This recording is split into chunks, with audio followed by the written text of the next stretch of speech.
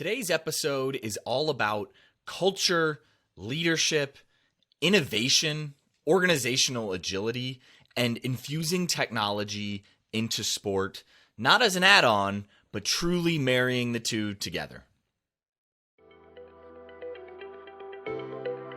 From Engagement, I'm David Millay, and this is Flip the Switch.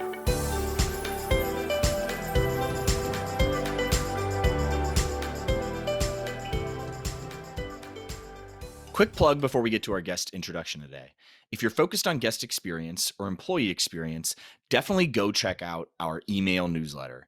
As we work with pro teams and college athletic departments around the country, we're taking the lessons that we learn from our experiments and our projects, and we're putting those insights into the newsletter. A couple of times per week, you'll get everything from the articles and content that are inspiring us to innovate, as well as new tools that we're using and loving. If you get value from this show, you're going to love the newsletter. To sign up, head to engagementpartners.com/newsletter.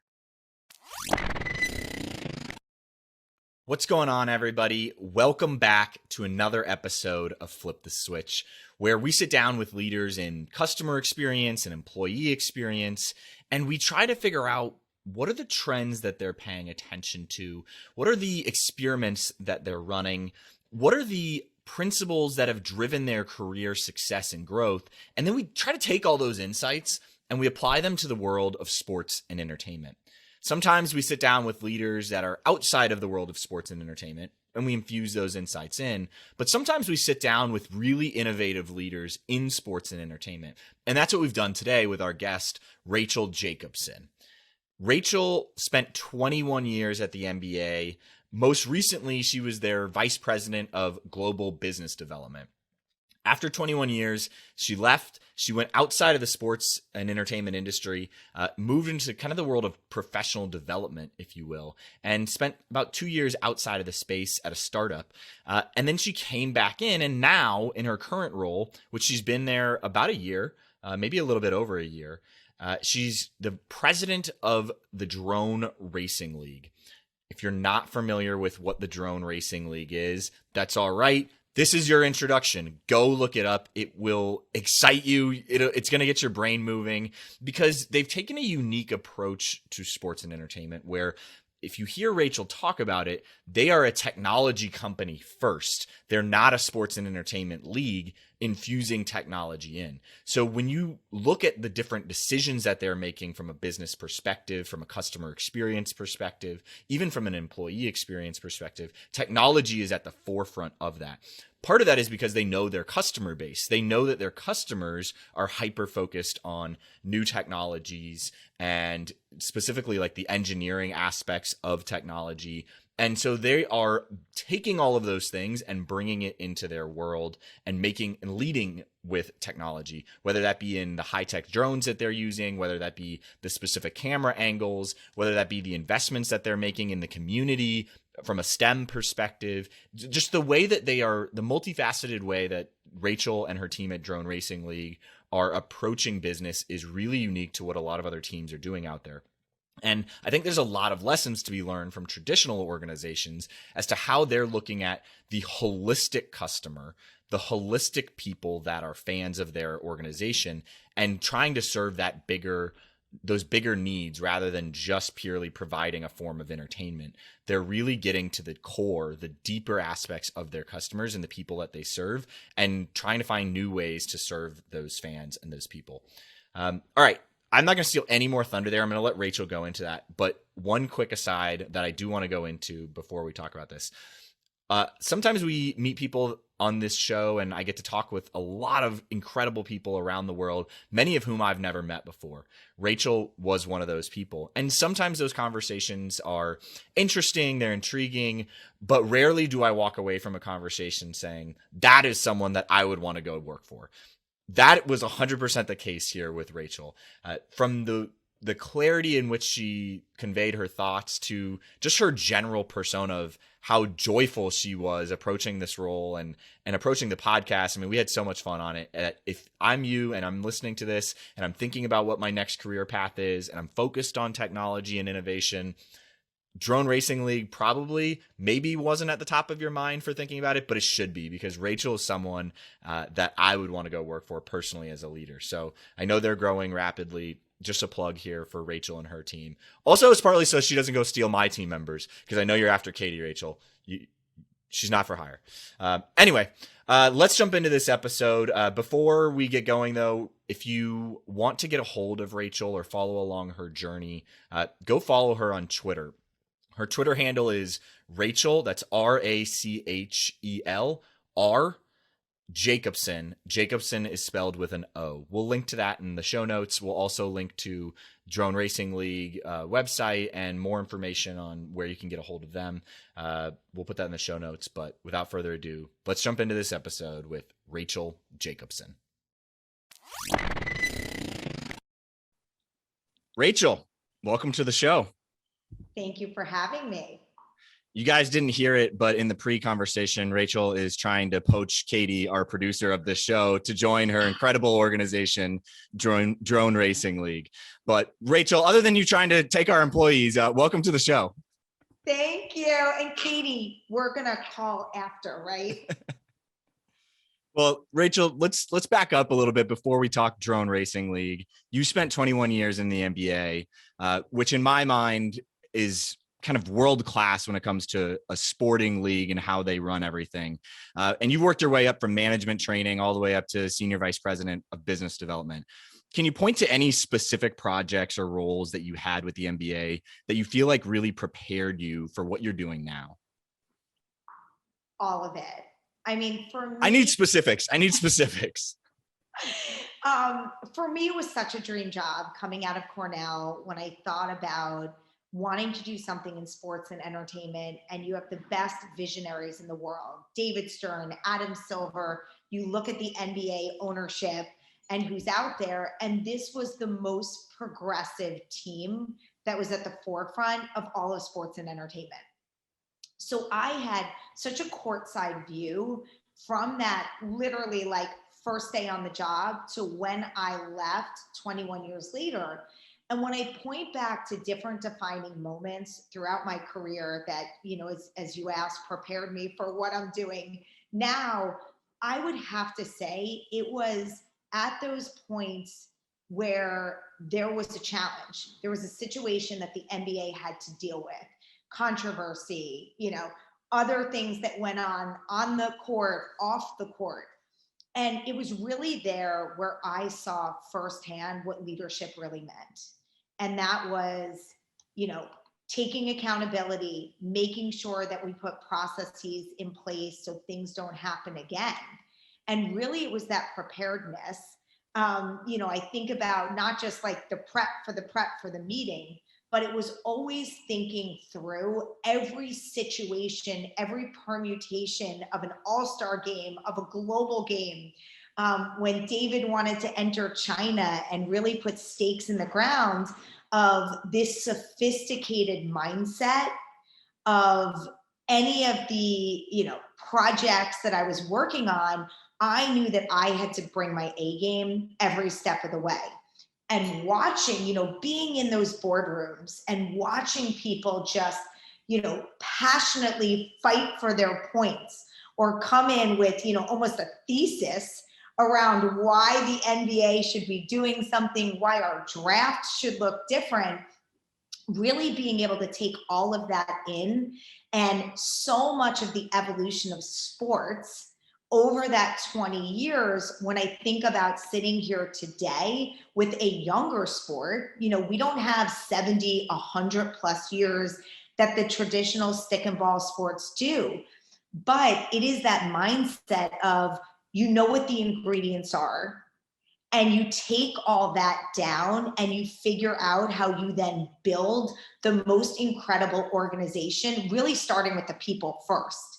Those were so many of, you know, the pages of the playbook that I think about going from the operations to the people of where I sit today. I mean, you said like 5 things that we could go and unpack. And for those of you listening at home, right, Katie from our team always puts together a great Google Doc of all these sheets. And Rachel said, are we going to get to all these things? And I'm like, probably not, because you're going to say something like you just did, where I'm like, we could go down 5 different rabbit holes. Talk to us a little bit. This is, again, we're going off script here, but talk to us a little bit about your approach with people building and process building in the organization. Obviously, you guys are kind of running at the speed of a startup, but at the same time, coming from the MBA and everything you just hit on, you know the importance of investing in your people and putting processes behind the scenes that allow those people to flourish. Talk to us a little bit about your strategy there and how you've been able to do that with Drone Racing League. So I love that question, because I'm all about the people. Like, if your people aren't feeling empowered, supported, and really invested in everything that you're doing, it's just a domino effect from there. They're the heart and the soul of everything that you do. And I want people that are not only skilled, to do the jobs I want to do, I want them motivated. I want them feeling they hit the lottery every day, and building those cultures of the most high performing teams. So I've always been, from a very early stage in my career, when I, took so seriously that first direct report that I got. As a manager, there's so much responsibility that goes along with it. So I took it really seriously. And I think from that point on, I went on to just study the best of the best. I took from the best managers that I personally had, what do I love that they do? And then you take from the other managers, like, what do I hate that they do? And I really tried to blend those two areas and ensure that I was one of those leaders, managers that people want to work for, because you're going to get the best impact from those employees if, again, they are feeling supported, empowered, and, I'm there as their head cheerleader to make sure that they are working in an environment that, again, has that camaraderie. And so much can be tied back to sports analogies. I grew up playing sports, team sports, and that it's not one person that wins the game. So everyone's got to figure out that chemistry of how we work together. So much is so, at a small or a large organization. So, I've really taken, to heart, again, personal experience, and then tried to emulate that in terms of what worked really well to get me focused, from a manager that I had, and how do I then pay that forward and invest in this next generation that now is going to be running the world. So give me some specifics as to like what you guys are doing at Drone Racing League to really encourage that culture of high performers, that when they come into your organization, they're seeing a lot of great behaviors from leadership. What are some of those specific things that you guys are doing internally at Drone Racing League to build that culture of where high performers want to come and want to stay? Yeah, it's a great question. When I joined, I, asked a lot about culture and, what are we doing, and how are our future leaders being, prepped for that?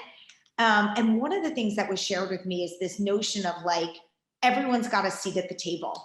And I loved that for so many reasons, because it was essentially saying it doesn't matter if you are the last man in right now or the most junior person in this organization. We care about your ideas, and you absolutely can be instrumental in shaping the future. So the notion that this isn't so much of a hierarchy that is so much a part of other organizations. Like, if you're not an MD, my husband's in finance, so I know this, it's like, you don't get invited to those board meetings. Right. Here, everybody's got a seat at the table. And we're really trying to instill that curiosity as well of asking questions. So again, not the organization, everybody sits around and, oh my God, I don't want to say something. And that exists, it still exists. You don't want to ask the stupid question. But here, I want that curiosity. And I am actively not only asking questions, but then making sure that everyone is comfortable really voicing their opinions, as well as being part of key decisions that are made. We always include so much of across the organization, kind of top to bottom, in key decisions that are being made versus just at like a town hall, everybody finds out about some monumental shift that may be going on with our sport. Yeah, it's really interesting because I think that happens, what you just described happens a lot in sports, or people don't even hear about it on a town hall. They hear about it on ESPN or something before it gets down to them.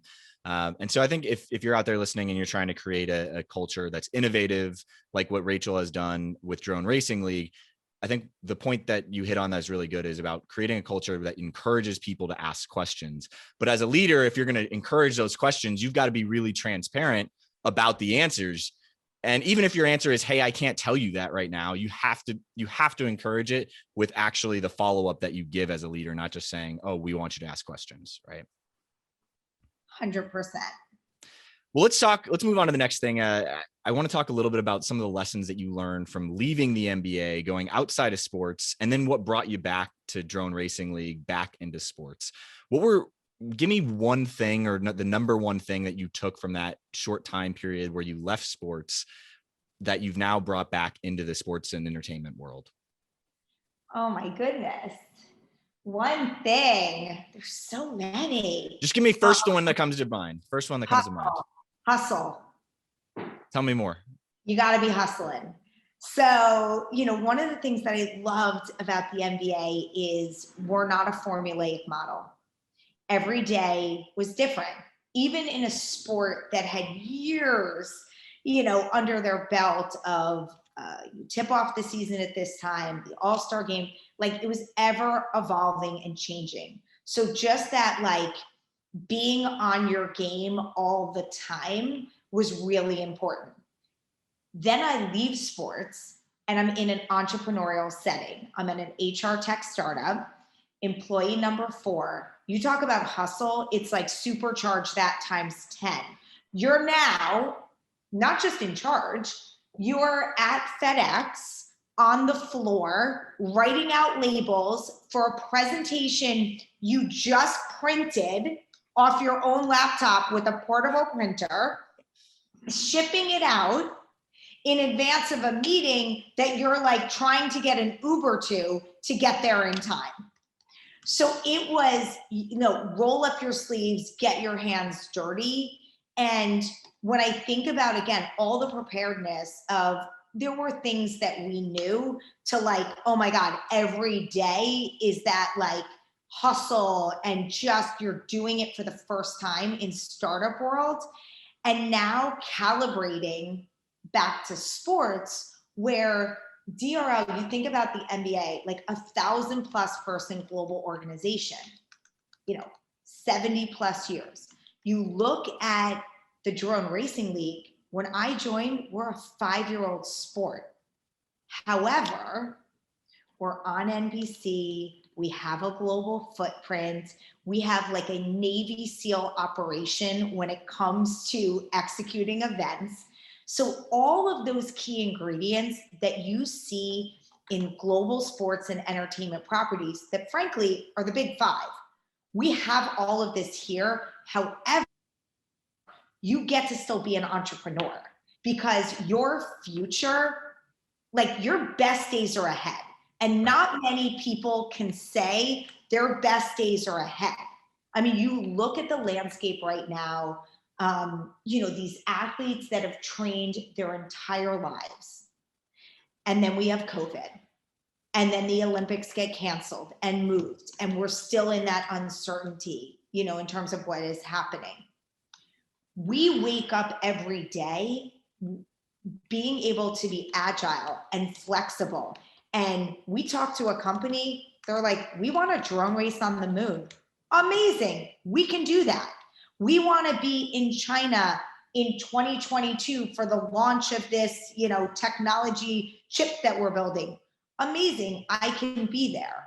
So having the flexibility with also all of those, as I talked about, like key assets and ingredients, makes us not just like elusive from the fan base that we're bringing in, but a property that marketers are really gravitating towards because I don't have the guardrails and I have all of the history of, I know what you care about. and we're here to solve your problems. Yet I don't have, again, it doesn't need to fit in a pretty box.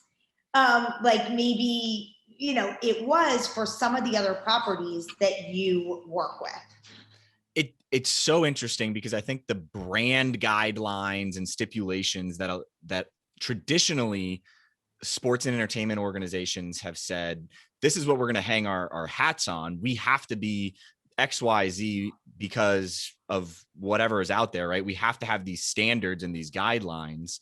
You guys have that, but you're a lot more flexible. And I think that the traditionalness of those old standards are hindering a lot of old sports and traditional sports and entertainment organizations because they're not fast enough to move with changing consumer behaviors and the marketers and the brands that you guys are attracting. So let's get into that a little bit. I want to talk about the attractiveness that DRL has towards marketers and towards fans. But first, give us, if people have not heard of DRL, give us a 30-second summary of the league and how the races work. I hope you two have heard about it. Oh yeah. And we've been watching clips too, so it's fascinating. So just tell our listeners. Amazing. So we're the #1 drone racing league property in the world. So our best drone pilots, 12 race in our championship seasons, fly in our league in front of millions of fans all over the world. We're on NBC, Twitter, Facebook Watch, like all those great areas that you would imagine. But beyond our sport that I'm, so excited about, and you talk about marketers or key people in sports, technology, and entertainment, think about is we combine this groundbreaking technology and immersive high-speed races that are at these iconic locations. So we're essentially building this new era of sport that is intersecting esports and real life competition. So I like to talk about it when I came here.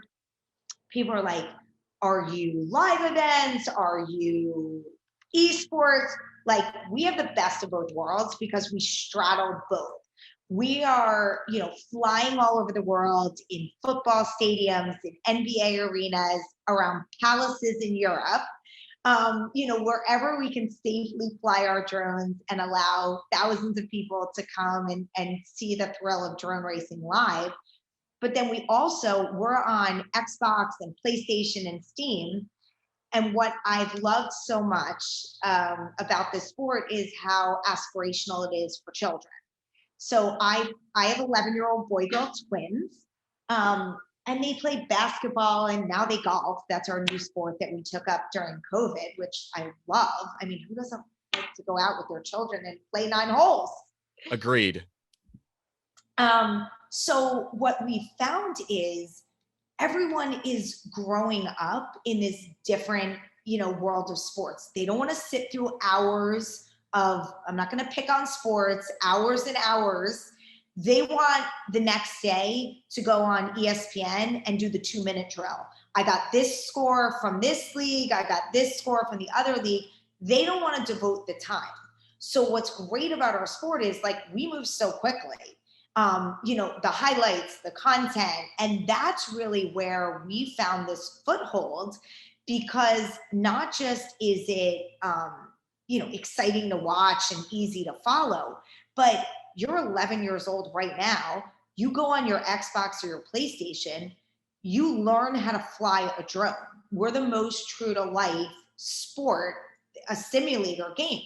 So while I would love to tell you, if my daughter's watching, she will not appreciate this comment because she will be drafted in the WNBA if you talk to her. That is one of her goals, and she's 11. It's great to have those goals. My kids can play Madden, they can play NBA 2K all day long. It is, I don't know what the statistic is.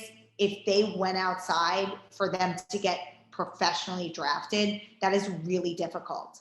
But if you put in the time and you learn how to fly a drone on any of those platforms, you absolutely can walk outside and fly a drone.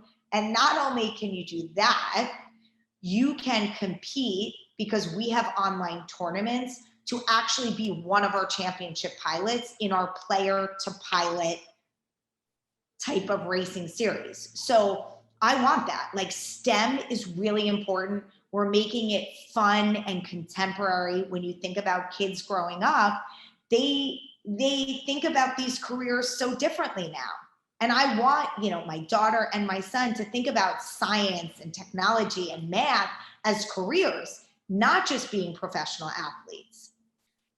You're going to take us down 5 different rabbit holes here. I'm going to work backwards. So let's talk a little bit about the relationship that you guys have with STEM and how it ties in with this new age of fans and the younger generation, right? You go on TikTok, and for me, at least, my For You page is a lot of crypto, and suddenly like STEM is kind of cool. I even look at like a Black Panther, right? So much of what makes Black Panther cool is Shuri and all the STEM that makes up Black Panther. Like science and math are cool for the first time in a long time. So how are you as a league?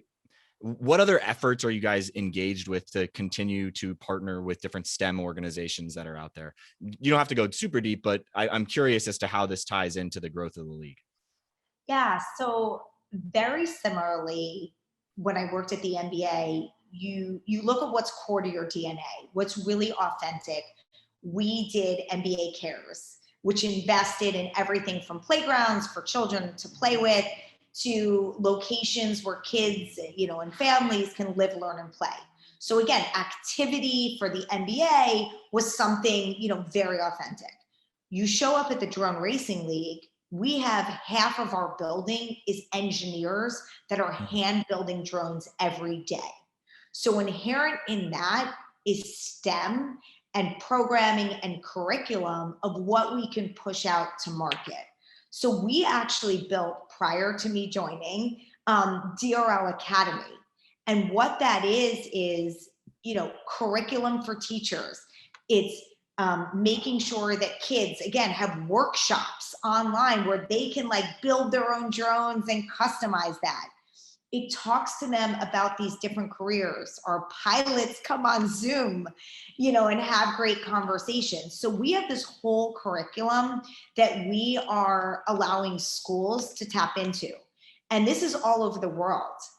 We just partnered with Inspire Africa. We have children literally in South Africa that get to be part of programming for the Drone Racing League. And even most recently, during this past year, we anointed a celebrity dean, Chris Bosch.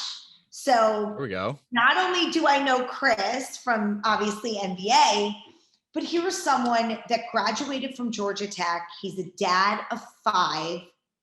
And this is, again, just core to him. And when we think about making it cool, now you have a 2-time NBA, world champion, 10-time All-Star.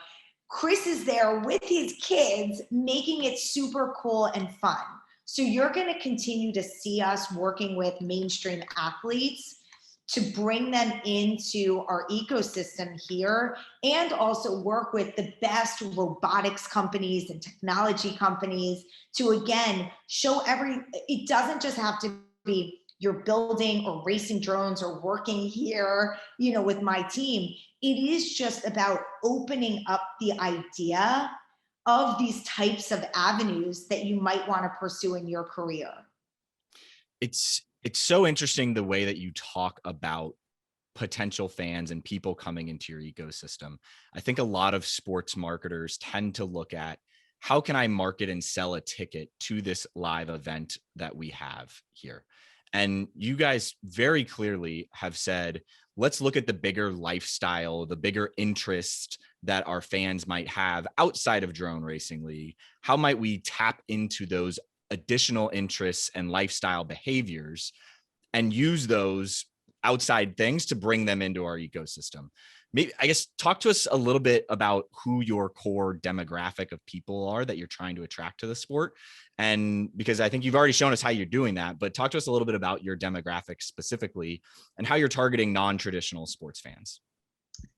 Yeah. So, well, first of all, when you talk about marketing, I hired our first ever chief marketing officer. That was one of the first lieutenants I put in place here, because I wanted someone to come in with that lens of being classically trained in marketing. And just to your point, it was less about, the local ticket sales. And I want a lifetime fan. I want to bring them in, cradle to grave here. And we're multi-generational. I saw that firsthand when I started. You have my 11-year-old twins, you have my husband and I, and then you have my parents. And all of us, for different reasons, were captivated and watching the same drone races, but we liked it for different reasons. So what we've really discovered in this past year are a number of attributes about the fans that we have already, and they may be casual. When I think about the funnel, we broke them up into several areas, and everyone's looking for avid fans. Obviously, we're getting them through the tunnel here, but starting out with, there are millions of people around the world that have heard of drone racing, have heard of DRL. So I'm like, great, I've got those million here. How do I double click them down to get them more engaged? How are we lighting up their social channels? How are we making sure that they don't watch, as much linear television? If I fall in the 18 to 34, like I'm on my phone watching the live stream, and making sure that we have a content product that meets them where they are. So really, it was a very tactical approach, David, of looking at our fans. Okay, I have this younger demographic. They're on TikTok. China's our second biggest market. What are we doing on the ground? What are we doing here in the States? What are we doing, frankly, all over the world to ensure that we are staying top of mind in, again, like a unique and opportunity for them to engage further? And then I have, kind of getting beyond that younger demographic, they really have these other characteristics where they're early adopters, they love technology. We have an overlap with racing, as you can imagine, like we're fast, we're innovative, we have 1,000 lights on one drone. So people that like that type of sport versus other people that maybe like golf or, you put in a time commitment. I love golf too. I watch golf very differently than I watch drone racing. I like them both. So it is a different type of product that you're putting out there. And we know that. We also look at the demographic and we know they're content creators. So as much as they love the racing, they love the cinematography. And it's everything from like, I just saw posted today, like who finds cutting grass, like putting a drone on the lawnmower on top of it. Like, by the way, it's like one of the #1 trending things I woke up to this morning. And I thought the bowling alley, like a month ago, was the big thing with the drone that was following it. So they love cinematography and really like, again, just bringing that courtside view. When you think about what drones are able to capture from the scenic places, we've all been home during COVID this past year. Who doesn't want to vicariously live through like the beaches we're not sitting at right now, or, the tourist attractions? We also know that they love betting.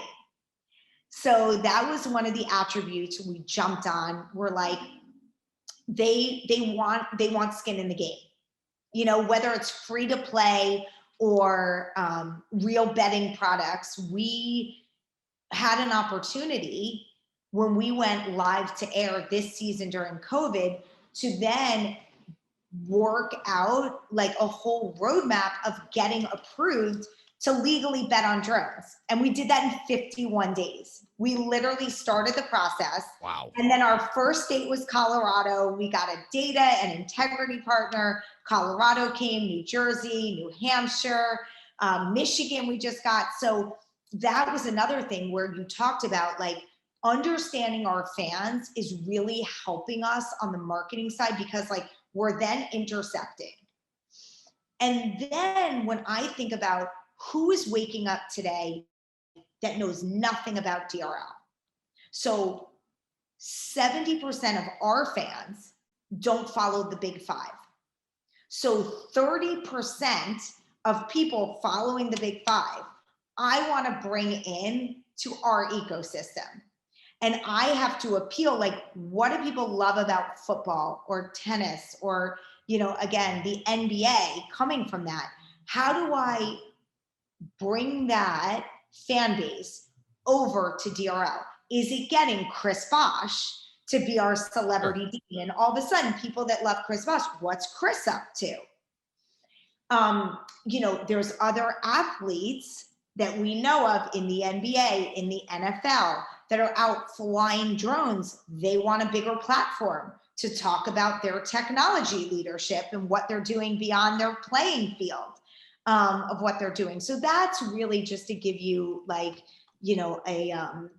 peek under the hood, probably more than a peek under the hood, but into our tactics of what we're doing to keep our current fan base and move them down the funnel to be like avids. Like, I love this sport for just casual. And then people that haven't heard about us, like how I'm appearing in locations that they're like, what's this? It makes sense. And having those different goals for those different fans or potential fans is huge, and getting them to move down the map, like you said. One thing I just wanted to highlight and bring back up again, I don't want to go into it too much more, but for everyone that is a traditional stick and ball sport and you're one of the big five, I mean, your team Rachel went from saying we want to get into gambling and betting to actually having a partner and being live with it in 51 days. All of you guys that are working with traditional slow moving bureaucracies internally, that's what you're up against. Good luck. DRL is moving super quick, and I love to hear that, Rachel. So I want to move into something else around fandom and customer experience that I think is really interesting that you hit on earlier, but we didn't go into it at all.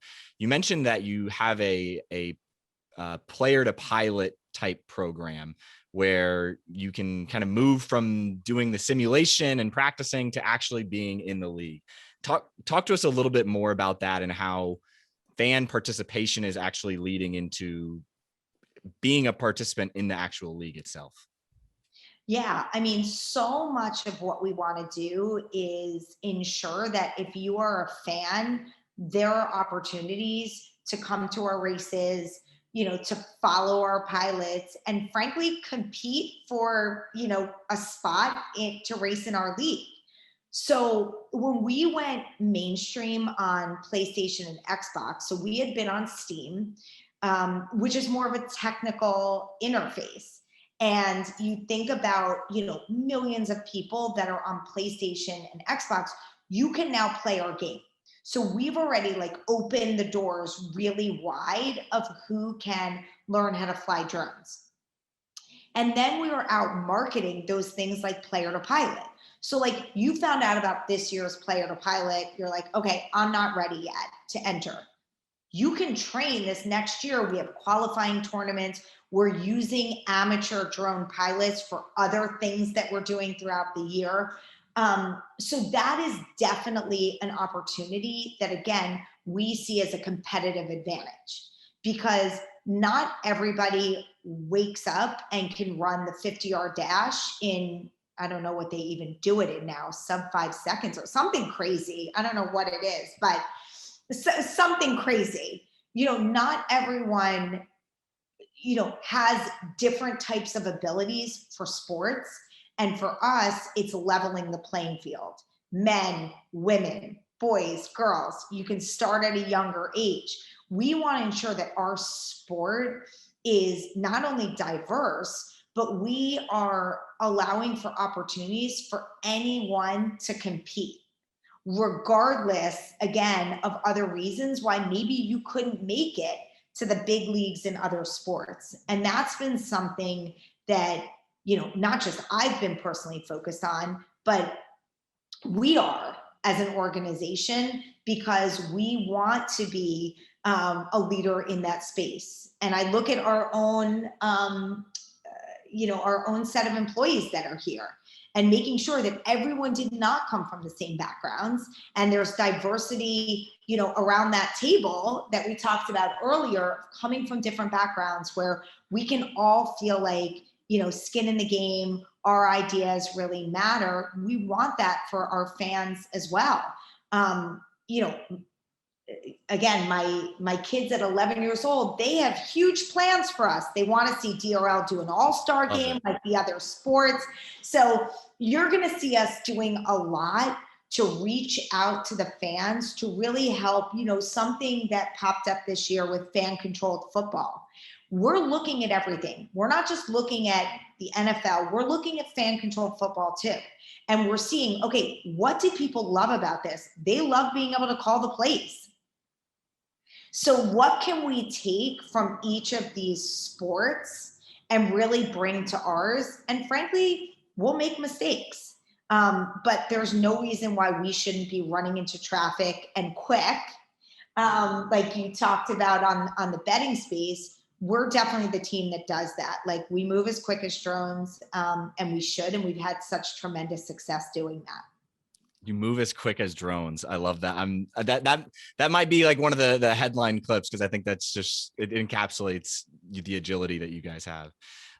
I want to talk a little bit more, speaking of agility. You made some really big partnerships this past year: T-Mobile, PlayStation, DraftKings. Talked a little bit about some of them, but how do you as a league approach collaborations and partnerships with some of these other bigger brands as you're looking at evaluating a lot of different opportunities? Because I know from our startup here, Engagement, it's really easy to get distracted by the shiny penny. And there's so many cool opportunities that come your way when you have the flexibility and agility that you do. How do you evaluate and decide which partnerships to actually entertain pursuing? So when you look at our roster of partners, like definitely in this last year, you'll see some common threads across many of them. And so much of what has made them fantastic partners of ours are they are forward-thinking marketers. These are some of the best brands in the world that know how to market. But we bring an entirely new message and sport for them to play with. And you look at that combination, and that's where we've really found, to be the perfect storm. And we went out, I started on day one and I called, top CEOs at those companies, 5-year-old property, global footprint, again, just thinking through our sport, looking at their portfolio and knowing we bring something very different, because nobody needs another sports property. And I'm like, we're a technology company, we're content creators. So that's where I am very bullish on what we bring to the table. There's not a conversation we don't have with a beverage company, a technology company, an automotive company, that we don't have sensational programming for them. We're a real world case study. We have our millions of fans that are dying on the sword for companies that we're associated with.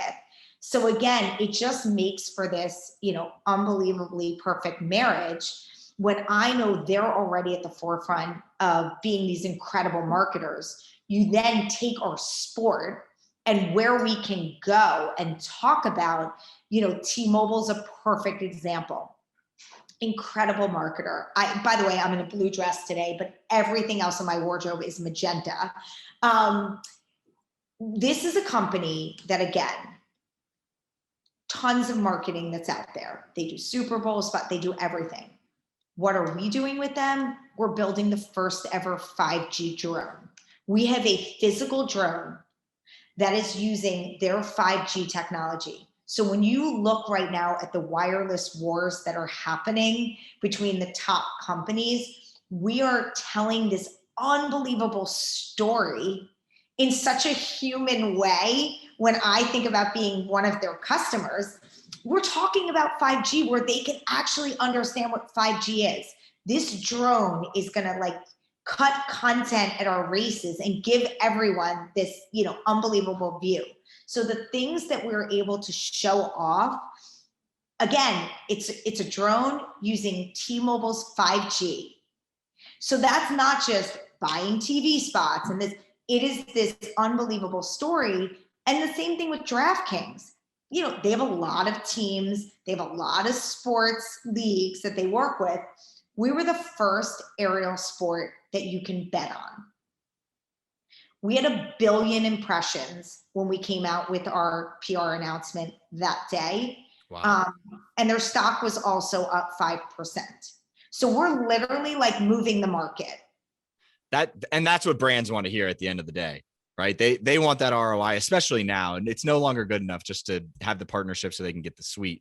They're like a CMO of a big brand now. They're like, how are you going to move the company forward ultimately? Oh, definitely. And it sounds like you guys are doing that. Definitely. And like for us, like we think about ROI, like that's how I think about ROI, like literally moving the market. Like what can we do for companies? Because again, we're not in a hand-to-hand combat with like this other sport that we're fiercely competitive with. We're literally flying in our own space where we are creating the future and we are owning the audience. So I tell people like, you've aged out of this audience. You've now been with them for how many years? We talked about like the cradle to grave marketing. They're up here. They're up here. You know, I have like a older demographic right now and I want to get younger. I love that demographic still, but I want to get younger. And what we talk to companies about, like we own 100% of the future. We know our fans are the youngest of any of the properties out there. So who doesn't want to, again, stay true to who they've been talking with for years, but also invest in this next generation? This is the generation when you think about the automotive companies that are coming out with electric cars. By the way, electric cars are not cheap. So you think about a household income or about someone who's going to be able to afford these cars. You better be investing in a younger generation that want to be in spaces that care about maybe having the financial means to purchase some of these cars. It's incredible, the stuff that you guys are doing here. Well, I want to bring us up or bring us home here. I know we only have a couple more minutes left. Some rapid fire questions here. In the last year since you've been with DRL, what's one of the best or most worthwhile investment y'all have made as an organization? Whether could be an internal process, could be a tool, could be something you've used externally, but what's one of the most worthwhile investments as an organization that you have made in the last 12 months? Definitely on research. So we've invested to learn more about our fans, and we're now a data and insights driven organization. Beautiful. So we have a big partnership with Penn State Athletics. And we just have partnered with Qualtrics to kind of run this whole consumer insights data, basically building an internal consumer insights department within the athletic department. And it's influencing a bunch of decisions across the organization. So everything that you're talking about here, you wouldn't be able to talk about it without that kind of research. So I love it. All right. Last question here, Rachel. If you could put up a gigantic billboard and put anything on it, any piece of advice, metaphorical billboard, could be a tweet, what would it say? A few words, a sentence, give us something clear and concise. Definitely win first and then figure it out later. What does that mean? Go. So, I mean, for me, it's like, we're winners. So we're the athletes, we're going to get it done. And like at all costs, we're going to get the win. And then if we don't have, because if you spent all this time getting everything ready to get the win, we'd never get to prime time. So I'm focused on getting here, getting it done. And then sure, we want to do a race on the moon. We'll figure it out. That's the second part. Win first. I'm up here. This company wants to do a race on the moon. Sure. Our COO, Ashley, we got to make it happen. We're going to figure it out. Rachel, it has been fantastic having you on the show. And I truly look forward to the next conversation that we have together. Thank you guys so much for having me. I loved being here. And I'm a yes if you want to invite me back. All right. Sounds good. We will just have to find the time where we can squeeze into your schedule, because I know everything that you and DRL doing, you guys are moving at light speed. You're moving as fast as a drone. So we'll try to keep up. And for everyone at home, we will put all the links as to where to follow Rachel and where to follow DRL. We'll put all that in the show notes so you don't miss a beat. Rachel, thanks again. Thank you. Today's episode is brought to you by Checked In, a new tool in your operations toolkit that helps you understand exactly who's working in your venue. It's one of the tech products the engagement team helped create during the pandemic, and with it, we set out to solve some of the key problems sports and entertainment operators face every day. The tool does a few things, from helping you gain more labor data to operate more efficiently and mitigate risk, and it also saves you time and headaches by automating the horrible check-in and credential approval process that has existed for so long. But my favorite part of Checked In, hands down, is that it's tied to a digital learning platform. Now, historically, training game day staff has taken place before the beginning of a season. But how do you train the workers that start mid-season, or the workers that just come in to work the big games, the big events? Well, this tool solves that issue. With Checked In, you can create and push training to your teammates digitally, and you can require employees to watch training videos before they're able to physically check in to work. Checked In has begun rolling out at some of the biggest stadiums in the country, and they're now opening up beta access on a limited basis. If you want to see how it works and get a demo, head to checkedin.app. That's CHECKDIN.app. We'll make it easy and link to it in the show notes. Hey guys, before you head out, just wanted to say thank you so much for listening to the show. If you enjoyed it, head over to iTunes to subscribe, rate, and leave a review. That helps more of your peers find the show as they search for ways to get better in their own roles. But this podcast is just a small part of what we do at Engagement.